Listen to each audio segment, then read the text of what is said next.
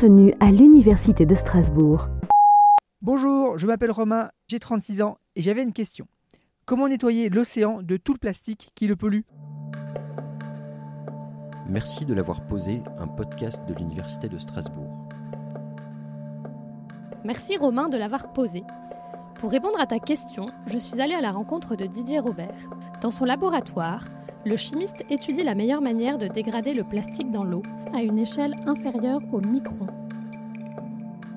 Je m'appelle Didier Robert, je suis enseignant-chercheur à l'Institut de chimie et procédés pour l'énergie, l'environnement et la santé, donc l'ICPES, qui est une unité mixte de recherche du CNRS associée à l'Université de Strasbourg. Je travaille sur la dépollution de l'eau, de l'air et aussi des surfaces par des procédés catalytiques qui font appel notamment à l'énergie lumineuse. Depuis qu'on a commencé à produire du plastique, dans les années 50, la demande mondiale a explosé. La majorité du plastique produit chaque année l'est pour des emballages, de l'ordre de 150 millions de tonnes, avec des durées d'utilisation très courtes comparées à la durée de vie et de dégradation de ces matériaux. Est-ce que vous pouvez nous en dire plus ? Le plastique, donc c'est une matière dont on ne peut plus se passer actuellement. Quand on a commencé à produire du plastique, on en produisait à peu près 2 millions de tonnes par an. Et actuellement, on en est à 400 millions de tonnes. Une grande majorité des déchets vont se retrouver au fond des océans, même dans la fosse des Mariannes, on retrouve des bouteilles en plastique. On imagine bien que ces emballages plastiques, bouteilles, sachets, ne restent pas entiers quand ils se retrouvent dans la nature. Tous ces emballages vont se fragmenter via différents processus physiques, biologiques, mécaniques, et donner lieu à des fragments de plus en plus petits, et qui vont aller jusqu'au micromètre, voire au nanomètre. L'ordre de grandeur de ces nanoparticules, c'est à peu près un 60 millième du diamètre d'un cheveu. Et c'est là que débute votre travail.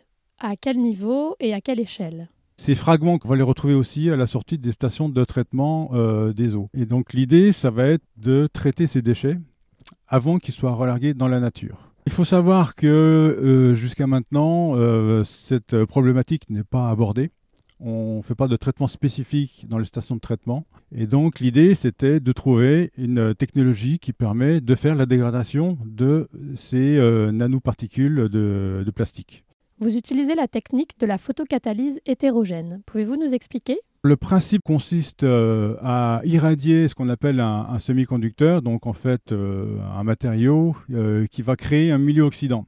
Donc on va créer des radicaux. Donc ces radicaux libres sont les mêmes entités qui sont créées lorsqu'on s'expose au soleil et qui vont détruire nos cellules. Et ces radicaux vont dégrader les molécules organiques, donc en cassant les liaisons notamment entre le carbone et d'autres hétéroatomes, pour faire des molécules de plus en plus petites. Sur quel composé avez-vous commencé à travailler ? Alors, on a beaucoup travaillé sur les pesticides, on a travaillé sur des résidus de médicaments, des médicaments qu'on a mis en contact avec nos catalyseurs, des nanoparticules de polystyrène et de polyéthylène, donc qui sont les plastiques les plus utilisés actuellement.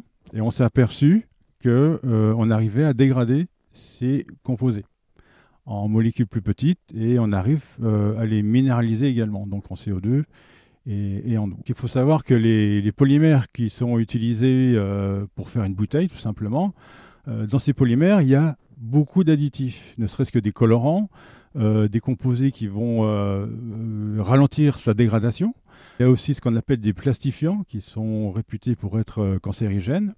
Et donc, c'est un cocktail de toute une série de molécules. Et êtes-vous sûr que ce procédé soit sans danger pour l'environnement ?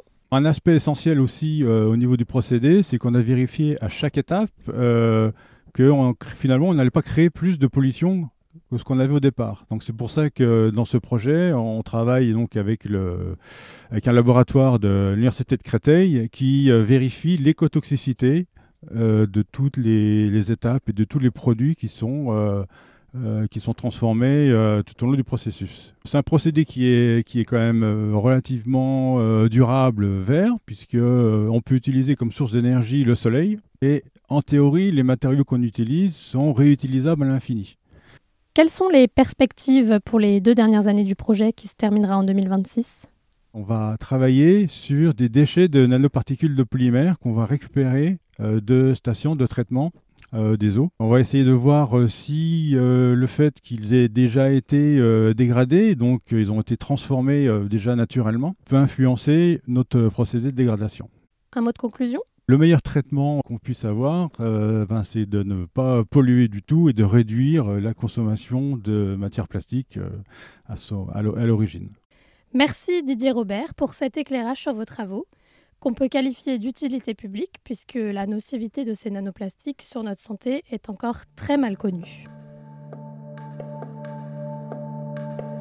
C'était Merci de l'avoir posé. Vous avez une question d'actualité ? Envoyez-la sur le compte Instagram de l'Université de Strasbourg.